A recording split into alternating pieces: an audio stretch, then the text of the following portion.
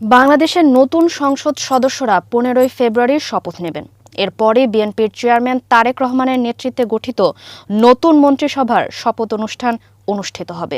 আমন্ত্রিত দেশের তালিকায় রয়েছে চীন, সৌদি আরব, তুরস্ক, ভারত, পাকিস্তান, সংযুক্ত আরব আমিরাত, কাতার, মালয়েশিয়া, ব্রুনেই, শ্রীলঙ্কা, নেপাল, মালদ্বীপ ও ভুটান। জাতীয় সংসদের দক্ষিণ প্লাজায় 15 ফেব্রুয়ারি বিকেলে আয়োজন করা হবে শপথ অনুষ্ঠানের, যেখানে নিরাপত্তা ও প্রোটোকল সংক্রান্ত প্রস্তুতি ইতোমধ্যেই শুরু হয়েছে। একই দিনে সকালেও ত্রয়োদশ জাতীয় সংসদ নির্বাচনে জয়ী সংসদ সদস্যরা শপথ নেবেন, যা পরিচালনা করবেন প্রধান নির্বাচন কমিশনার এএমএম নাসির উদ্দিন। 2/3 বেশি আসনে জয়লাভের পর নতুন সরকার গঠনের প্রক্রিয়া শুরু হয়েছে। রাজধানীতে অনুষ্ঠান ঘিরে নিরাপত্তা জোরদার করা হবে, যাতে শপথ ও আনুষ্ঠানিক কার্যক্রম শান্তিপূর্ণ ও সুষ্ঠুভাবে সম্পন্ন করা যায়। ফারিহ আহমেদ, মানবকণ্ঠ।